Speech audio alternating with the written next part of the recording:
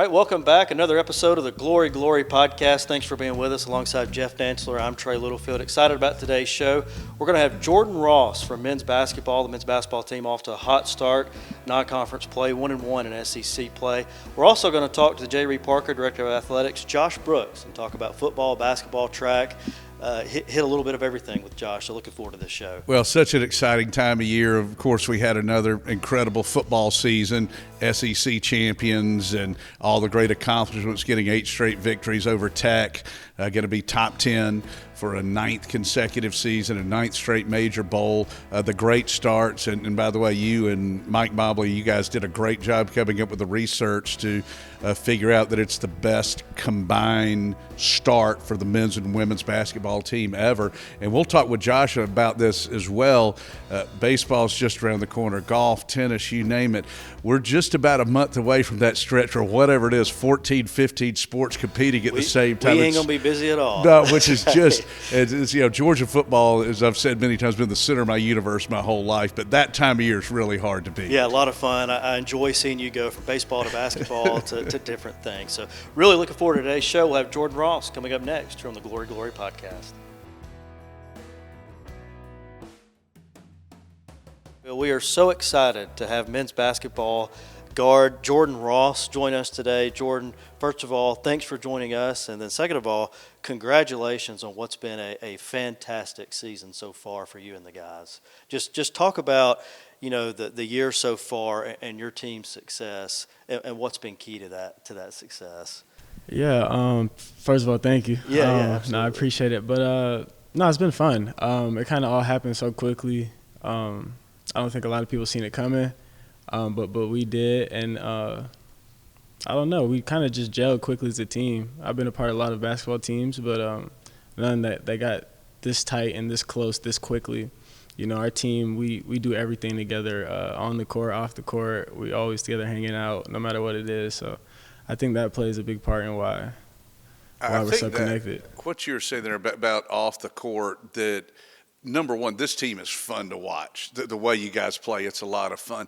And also, we play a lot of guys, 10, 11 players. It's also clear to me that you all enjoy playing together, and you don't really care who gets the credit on a given night. Yeah, and any given night you can be a different player, from me to Smurf to Jeremiah to Blue to all the way down the line. And that's the fun part. I think that's the hard part in guarding us, too, is who do you pick to stop, basically. And but there's no egos, no one. We really don't care. So it works. It's been fun. Yeah, and you mentioned it. When you look at college basketball, look at college sports today, obviously transfer portal, those kind of things, you're building an entire new roster. And so for this team to have what you have is very unique. So when you had that new roster, had those, you were one of the transfers that came in, how do you build that team chemistry early on? Yeah, I think for us it really happened just because, I got to give credit to the coaches. They recruited great high-character guys. Everyone on the team is a great guy, a great person. And we gel so well off the court. I think that's really what it is. Like, from day one in June when we got out here, we're going to eat. We're all going to eat together, about 13 to 15 deep. We're all hanging out. We're all coming to my house. We're all going to Dylan's house and just kicking it, all going to the movies. I think that's really, what bonded us together, made us closer, and helped us build chemistry for on the court. Where's this team going to eat? Where haven't we gone to eat? We've gone everywhere, probably. So let's talk about the atmospheres, too, at Stegman Coliseum throughout non-conference, and then the win over Auburn, where there's just crazy ending to regulation. I'm not sure we come back and win that game without the crowd. The way our players and fans feed off of each other, it's a very special thing. Yeah, no, it's crazy. I didn't know it was this crazy until I got here. I heard things about it, and they're Stegman, it'd be rocking sometimes and stuff like that. I was like, whatever. But the Tech game, the Georgia Tech game, that was my first time I was really wow, this is crazy. Because at St. Mary's, where I came from, our only rocking games would be when we play Gonzaga. But here it's damn near every game is jumping, so yeah, it's fun. Good time for sure. So we want to get to know you away from basketball. Obviously, we want to talk hoops. Love this year's team. Love the chemistry on this year's team. Mm-hmm. So you're a native of Pleasant Grove, Utah. Yeah. Played AAU basketball, Arizona, high school basketball down there. Just talk about, and then went to St. Mary's, transferred here. Talk about kind of your basketball path and, Yeah. and what led you to Georgia here? No, so I've had a crazy journey. I was born in Beaverton, Oregon, Okay. and then I moved to Utah when I was young, about 7, 8 years old, and I played basketball there for my entire childhood. My first 2 years of high school, I just played at my Pleasant Grove High School, Okay, just my gotcha. local public high school. And then my junior year, I went to Link Academy in Branson, Missouri, like the #1 prep school in high school basketball. So I went there for my junior year. We had a hell of a year. We ended up losing in the national championship. And then my head coach, Rodney Perry, he went to Kansas State after that. So we all left, basically. And then I went to Arizona for my senior year, Arizona Compass. And then we ended up playing Link Academy in the national championship and man. lost again. So, Oh, man. yeah, I was 0-2 in Natty championships in high school. And then my freshman year, I went to St. Mary's for both my freshman and sophomore year. Had great years there, and now I'm here at Georgia. All right, so for you, you mentioned Trey and I, we love to eat on the road. It's our favorite thing to do. Where are some of your favorite places to eat in Athens? And what are you seafood, pasta, I'm Italian, easy. Mexican food? What do you like the best? I'm easy. There's nothing I really don't like besides sweet potatoes. Hey, same for You don't like it. sweet Same. potatoes? Just besides Okay. sweet potatoes, that's the only thing. Onions is my thing. I hate onions, but pizza, burgers, chicken fingers, the whole deal. Yeah, everything. I think I've pretty much hit all the spots around. Like that was kind of my goal when I first got out here. I kind of just wanted to hit as many spots as I can, see what I like. But yeah, no, I think I've got around. So when people say, where do you want to go to eat? And you say, I don't care. You really don't care. I really because don't. It's all good. You All can right. pick That's anywhere. good. I'm like good it. with My it. kind of guy. For My sure, kinda guy. for sure. Yeah, so I want to get into your teammates, all right? Obviously got some personalities on your team, Blue Cane, Smurf, all those guys. Who's maybe the funniest teammate you got? Oof, that's tough because we do got some funny guys. Yeah. I would definitely give it to Kareem Stagg, though. Without a doubt, Kareem Okay. Stagg is the funniest character I've ever been around. All right, I have to bring this up because Santos Surreal, I've said there are not many guys his size, 6'11", 260. Well, first of all, not many guys his size, but 6'11", 260 could run the floor with his athleticism, his ability to get up and down, to dunk and do all that. When he got popped in the nose, when he came out wearing that black mask out there, did that even add more to the intimidation? It adds, like, more aura to him, more intimidation, all that. Because I don't know, when I was a kid, I would watch the Disney movies, and it was Zorro. I don't know if you ever heard of Zorro, but he was a swordsman, and he absolutely. wore the Yeah, mask yeah. to protect his identity. And I go, oh my gosh, here comes Samto wearing the mask out Yeah. there. The guy's is intimidating. He's a good bodyguard for you to have out there on No, the he floor, is, isn't for he? sure. I always feel safe with him, like, all the time. Yeah. The thing about Samto is you kind of hear behind the scenes just like the nicest, like softest guy out there. Like just a great guy. Two different people. Yeah, like him on yeah. the court, him off the court is like night and day difference. Like he flips a switch. Puts that mask on. Yeah, It's on. exactly. So have you ever had to play with a mask? Everybody who plays basketball gets popped in the nose. I have not. Okay. I actually want to. That's one thing I do want to do. I do want Everybody to scratch say that off my it's- bucket list. It's hot, and it's not the most comfortable thing. But well, hopefully you don't get a broken It looks nose cool, and- though. And you won't have to I deal with it. I do want it for some pictures. That's why, Yeah, realistically. So, all right, now we talked about food. Another thing we love, movies, TV shows. Is there anything you're in? I mean, I'm old, I'm low tech. I don't really know how to stream and do all that stuff. But any TV shows or series that you're into now? Right now, Stranger Things just came out, so I've been finishing that. That's been really good. Snowfall, are you familiar? Yes. Favorite TV show of all time. Yeah, it's my favorite of all time. What did you grow up on? Were there any cartoons or anything that you liked? I loved growing up? Cars. Yeah, like I like when I was young, like my first couple of birthday cakes were like Lightning McQueen Oh, and, yeah. and Tow Mater and all Tow that. Mater's my favorite, man. So Cars was my favorite for sure. Yeah, I have 2 boys under 3 years old. Okay. They won't watch anything, but if I turn Cars on, Mhm. they're hooked. Yeah. They're hooked. So Yeah, they're it's future great. Jordan They got good Ross there. taste. That's It's it. perfect. They got good That's taste. it. Well, Jordan, for you, what is kind of your message to the Georgia fan base and what it means for you to be a Georgia Bulldog? Man, I'm greatly appreciative because the things that I've seen here and the things that they've already done has been amazing. I'm glad that I've been able to be a part of a great season so far. But no, just we'll put on the show. Just continue to support us, continue to show out, and good things should happen. How about the first Georgia football game you went to? Was that a little eye-opening Crazy, for you? crazy. I've never been to a SEC college football game Yeah, before. it's So my different. first one was It was like an NFL game. Like, it was ridiculous. That's big time. So what? Looking back on your basketball career, what's maybe your favorite memory in your career? My favorite memory, probably my freshman year of high school. I was a part of a team that wasn't picked to go far at all, and we ended up going to the Final Four, like in the state championship run. And that run. It was like a Cinderella story. It was super fun. We beat all the top teams we weren't supposed to beat. We just had a hell of a run. That was probably my favorite memory. So, how far can this Georgia team go this season? As far as you can. I think we have the talent to we have the talent to win a national championship, in my opinion. Because I also think we have the talent to win the SEC, and if you can win the SEC, you can win a national championship. Hey, the way I see it, if you could go 500 in this league and get the tournament, and I think that's a thing. At the time, it's hard, but you go get knocked around in this league. I mean, it just is what it is. But that gets you battle tested for that main event at the end. Yeah, no, Coach says it all the time. Every game in the SEC is winnable, but every game in the SEC is losable as well. So. Yeah. Well, a huge win for us early on was that Auburn game last week, and you guys faced a little adversity there at the end of regulation. But talk about as a player in that moment. You've given up the lead late in the game. What's going through your head? What does the sideline? What does the bench look like as you're going into overtime in that moment? Yeah, it's hard not to feel like defeated at that point in time because we thought we had the game put away. I felt pretty comfortable with like 40 seconds left in regulation. I was like, okay, we should be able to pull this off. Like, we're up 5.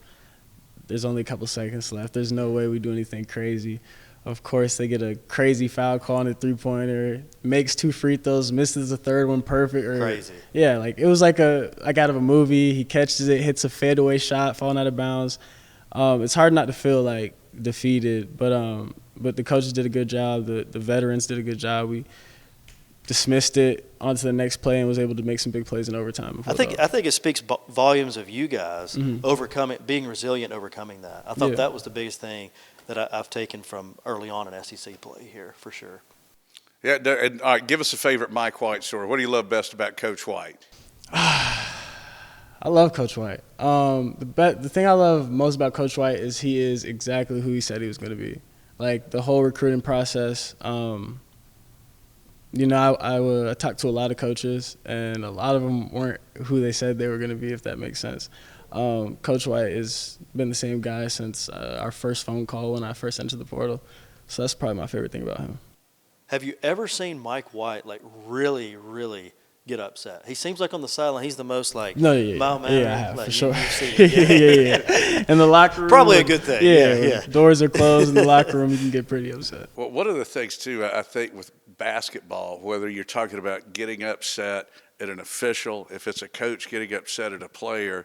So in baseball, there's time between pitches. In football, you got time between plays. In basketball, it's constant motion. You got 10 players. You got 3 officials. There's pretty much something you could yell about it every second, right? Yeah, for sure. At least that's how I feel. Somebody's always doing you every wrong. Couple of seconds, something's going on. Yeah. Well, Jordan, thank you so much for being a part of this podcast. You've already off to a record start this year. Keep it going. We'll be watching. We're your biggest fans. That's Jeff. That's Jordan. Keep watching the Georgia men's basketball team. It's going to be a great season. Hope to see you at Steg. We'll be right back here on the Glory Glory podcast. Hey, Dog Nation. If you want more original content from Georgia Athletics, make sure to like, comment, and subscribe to our YouTube channel at Georgia Bulldogs Athletics. And Glory Glory Podcast is also available to listen on Apple, Spotify, Google Podcasts, Stitcher, or wherever you get your favorite podcast. Go Dogs! And we're joined by Trey Littlefield, who does an incredible job, Assistant Athletic Director in the Georgia Sports Communications Office. And so much to cover here. And Josh, first of all, let's start with another incredible football season, back-to-back SEC champions, sweeping Tech, Florida, Auburn, and Tennessee for a 5th consecutive season, and just this reign of excellence under the watch of Kirby Smart. It's just astounding. Yeah, I mean, when you think about going to the SEC championship game 5 years in a row, it's just truly – I don't think anyone – if someone asked you that, they'd say you're being too greedy. and have the number of SEC championships and the consistency year in, year out that Kirby's provided. It's just been remarkable. And then you think about, and I know you love this, when you think about the rival matchups and the streaks that are going, when you look at so many of those key opponents and the runs that we've had, it's truly been a remarkable run. 9 straight years in a major bowl game, 9 straight years in the top 10. The previous records there, it was 4. And when you talk about the record against the rivals, and I know for me going back mid to late 80s, as I always say, back when I was really into Georgia football, Auburn beat us 7 out of 8. That's when you were really in. It was 80s, yeah, not now. Tennessee had the 9-game winning streak. Obviously, 2 decades going 3-18 against Florida. Thank God I wasn't alive in the 50s for the infamous drought. But 9 in a row against Tennessee, 9 in a row against Auburn, 8 out of 9 against Florida. And it means so much to so many people. When I think about Coach McGill and Coach Hartman and some of our fans who are in their 80s now who do remember the 50s, to match that drought and get that 8th straight victory over Tech. I know for me, it's right there with the national championships as one of the most significant historical victories in the history of Georgia football. And I think one of the accomplishments Kirby, this team and this program can be most proud of. Yeah, and I think one of the things that makes Kirby great at what he does is he's always looking ahead and keep grinding, and like he says, attack the day, keep chopping. But I think when it's all said and done, when we're much grayer than we are now, I think we'll be able to sit back and look at this many years from now and say this was a special time and a special run and something we can all be proud of. Josh, I want to talk real quick. This, and Jeff would probably know more than me. This had to be one of our best home schedules we've had in the history of Georgia football. And I thought just a quick shout out to our event management staff, promotions, Emily Dietz, Alan Thomas, that whole crew did a phenomenal job. And our fans, of course. Look, and this isn't an excuse, this is the reality. We're in a stadium that's nearing 100 years old. It's not always the easiest to get in and out of. It's in the middle of campus, which makes it special. But from a logistical standpoint, when you're bringing 93K to a game of that magnitude and you're dealing with another 20 or 30 tailgating around town and around campus, there's a lot of logistical issues. And our staff have kept stepping up to the challenge where we're talking about event management facilities and the way they're handling ingress and egress, or even now look at what our in-game marketing promotion staff has done. Keep elevating it. You know, it's every year it's been something new, right? It's been the lights, it's been the fireworks, it's been enhanced music, and now with the bracelets and all these things, it's really made the game really, really special to where, you know, and we always talk about this, you think about the 7, 8, 9, 10, 11, 12-year-old making their first appearance in Sanford Stadium, and how special that is, and they're putting on an atmosphere. And we always challenge our staff, remember, every game is someone's first game in Sanford Stadium, and I think they've done a phenomenal job of making it special, creating memories for a lifetime for a lot of kids. I think just to piggyback on what Trey brought up there, the game, and there's so many that stand out, but the Texas game was what I think the legendary sports writer Grantland Rice would have called one of those golden Saturdays. It was perfect weather, 2 of the most storied programs in the history of college football. First time Texas had come to Georgia. It's a great game. Obviously, the right team won. As we pulled away at the end, Kirby has the onside kick. Is the little cherry on top there. The atmosphere in that stadium, it was just one for me, and I know for my crew who's been going for a long time, to a person, everybody said that was a top 5, top 10 Saturday they can ever remember at Sanford It was like a Stadium. scene out of a movie. Like when you It saw really the fireworks go out. Yeah. The And I think, flyover. yeah. The good news is with, you know, and there's obviously challenges with going to a 9-game schedule. It's going to be more difficult for everyone in the SEC. But when you go to 9 games and the way we're rotating the opponents, you're going to see every opponent once in Sanford minimum over a course of 4 years. We've got our, common opponents will rotate every other year. But to see every SEC opponent once in Sanford every 4 years, that means every student is going to get to have a chance to see every opponent for us, which is going to create some great matchups, great opportunities. So I think it's only going to get better in terms of a consistency standpoint of looking at future schedules. Yeah, and you look at what just the current state of Georgia athletics right now. Have to be proud with what our 2 basketball teams are doing. So combine 26-1 record in non-conference play. That's the best in school history. The men off to the best start since 1931. Women best start since 2009, 2010. You got to be happy with Mike White and Coach A. Yeah, y'all two can correct me if I'm wrong. We didn't lose a home basketball game. Yeah. In the fall. Yeah, that's right. Right? Protecting the home court. Yeah. And people could say, well, it's all non-conference. Well, it's still tough. Every game is still a battle, and you got chances, people trying to upset you. So for them to both protect their home court, start out 26-1, best start ever combined, really proud of those teams. And look, it's going to be a gauntlet in SEC play. We know that. But when you could start off that well, now it gives you a little grace to wear it down. If you could just fight in there night in, night out, have both of them have a chance to make a run in the tournament, that's what it's all about. So I'm really proud of both those programs. When we talk about the atmosphere at Sanford Stadium, I think the atmosphere at Stegman's been phenomenal. Yeah. And it's only going to get better, right? Because it's always harder, let's be real, in December when people are still in football mode and you're playing non-conference opponents to get the crowds out there. But now that football is winding down, we're getting a conference play. We've already seen it with a couple games, with the first home basketball men and women's game. We've seen great crowds. And that was before the students even came back. Now the students are coming back to campus.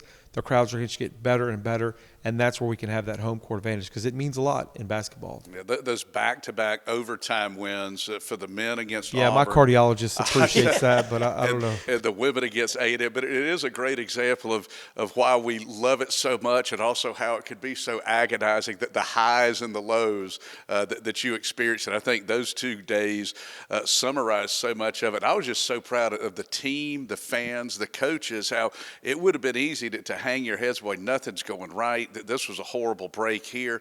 And it would have been easy just to hang your heads and mope out of it. But both of the teams showed tremendous fight and resiliency. Both of them. And really the men, when Auburn made that shot to tie it, sent to overtime, because that's where you could easily fold. And then going down 4 in overtime, you could easily collapse.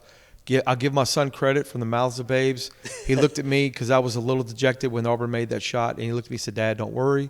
This is good for us. We're going to be resilient. We're going to learn from this, and we're going to battle. We're going to come back and win." So he called it. So I give him credit. Jackson gets the credit for that one. Tell him to include me on that text thread. Yeah, I know better than to text Jeff Dancer during a basketball game. Because I know how you can get. But no, and that's a moment just like in football and any other sport, when you can overcome adversity, it's going to prove well later in the year because you've been battle tested and you can overcome adversity that comes in every game. Well, Josh, your background is in facilities, and nobody does it better. And I know, Trey, how about this new track facility awesome. We've got here? So got all the details and everything that's going on. I did see the video of the kids coming in there. That was awesome. Yeah, and we're going to kind of parcel out. We don't want to. We've got some bigger plans on how we're going to reveal everything. So it's going to be a slow drip on showing everything. But they've been able to start practice there. It's a tremendous facility.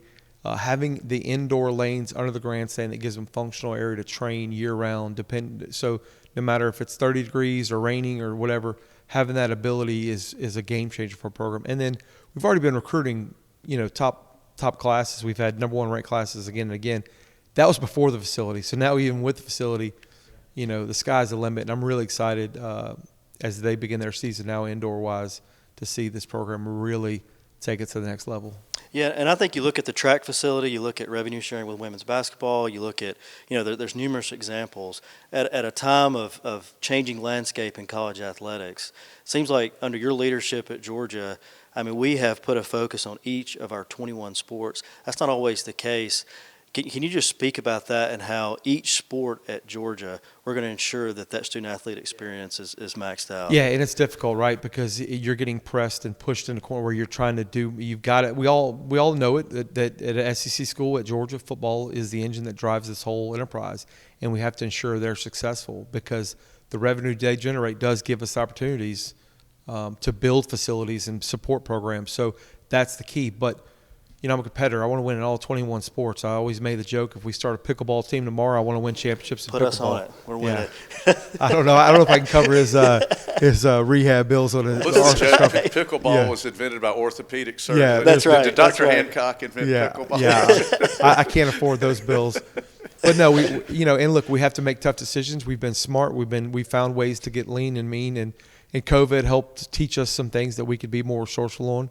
And that's been a challenge to everyone in this department is let's focus on things that impact the lives of student athletes. But there's been a lot of other stuff we've had to cut back on, and and we've had success. We had a great run last year, and I think this could be a year that we have a shot. The aspirations to be top 5 in Learfield. I think we're trending to be top 10 right now. We'll see how the spring goes.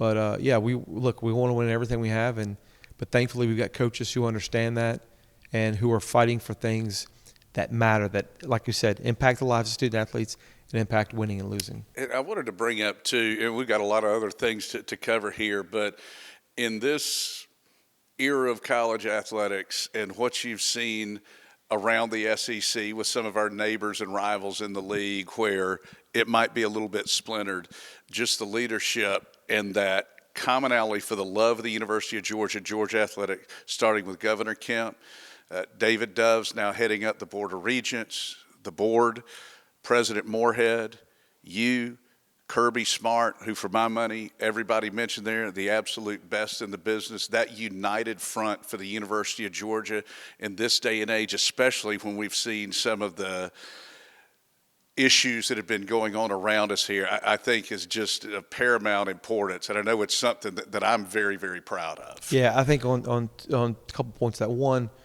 to have great leadership from the governor down and having a president who is Georgia through and through, and so many coaches who are Georgia through and through, an AD who's Georgia through and through.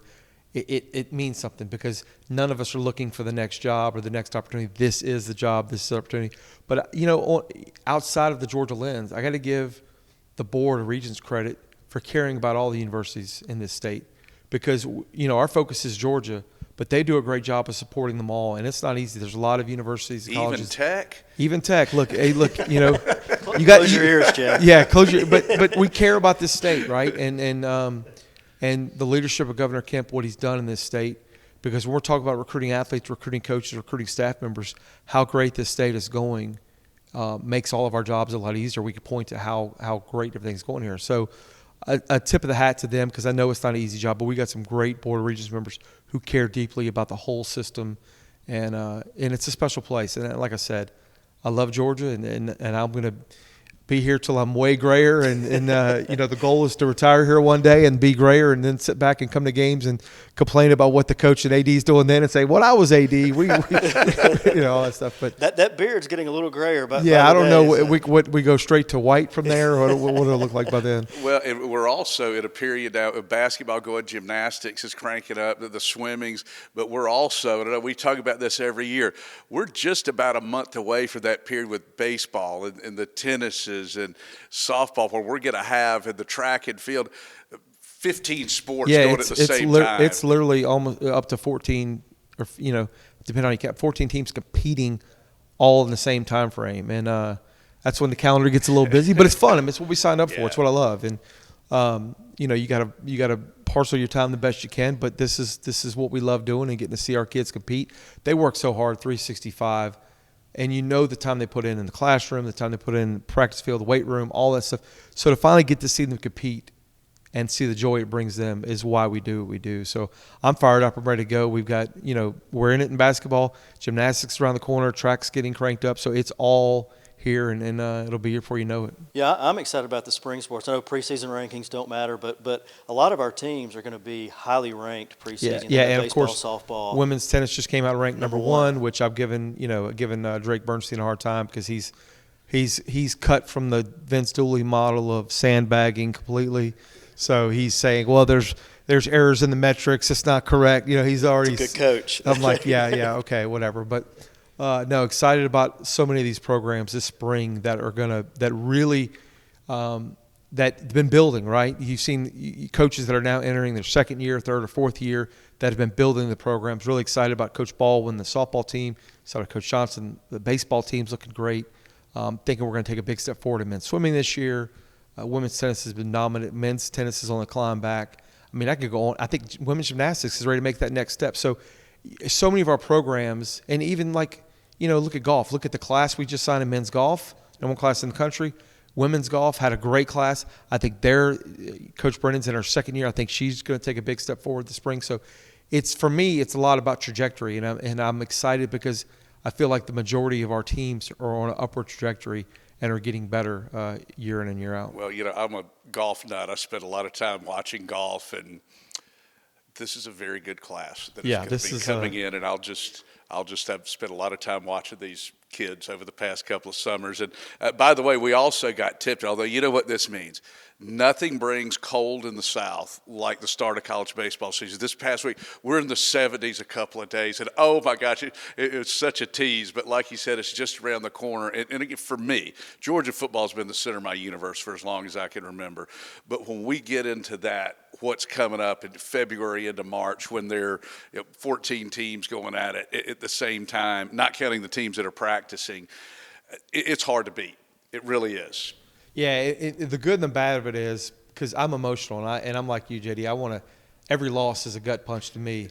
So the bad is you could lose any day of the week. The good news is there's usually a game tomorrow to cleanse the palate. So it's a lot up and down. And I'm entering in year six now. You would think that I would be more reserved emotionally, but the wins and losses still feel as good and as bad as ever. You've sat behind me at a basketball game, not reserved. Yeah, I'm not a fun person to. You don't want to be on a text chain with me if you're the sport administrator for the sport that's going on, or you don't want to be a ref in my earshot when things are going on. But I'm passionate and I love it. And I don't get to play, so if I can at least help guide the officials a little bit, encourage them. That's a good word, guide. Encourage them.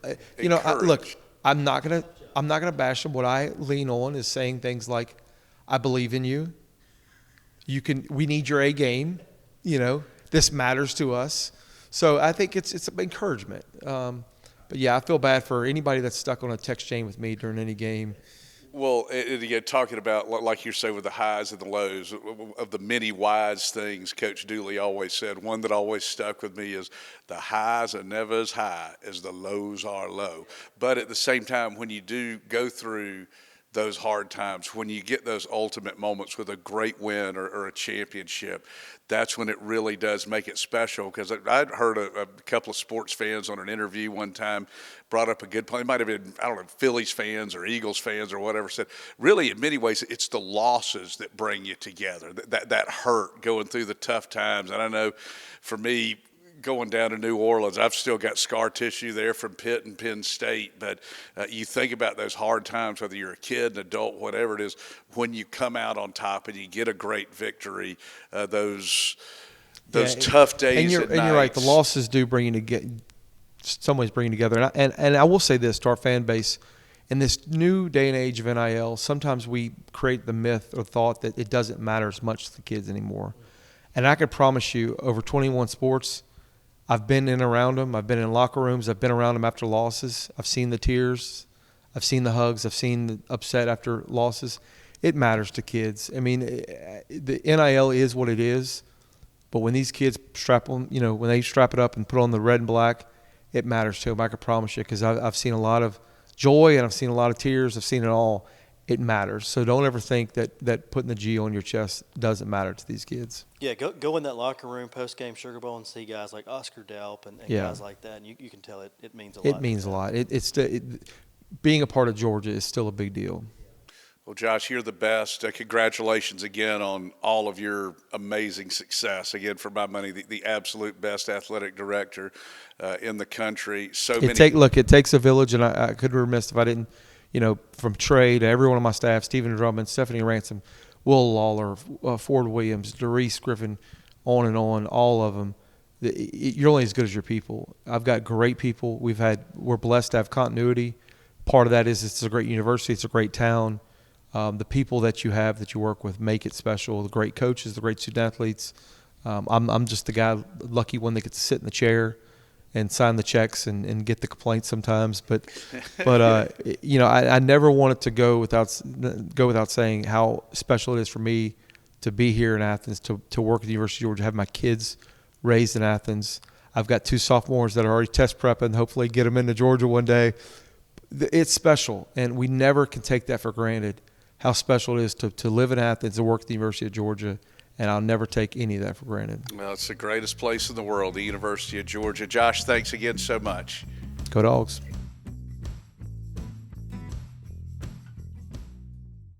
Welcome back to the Glory Glory podcast. A reminder, if you enjoyed today's episode, to like, comment, and subscribe wherever you get your podcast. Enjoyed sitting down with Jordan Ross and Josh Brooks. I'm going to talk about Jordan, just a really, really great guy, a part of a team full of great guys, our men's basketball team. I think you nailed it there, my friend. And some of the things that he said that stood out to me, and I know just from doing some of the broadcast and non-conference play, you can tell these guys enjoy playing together.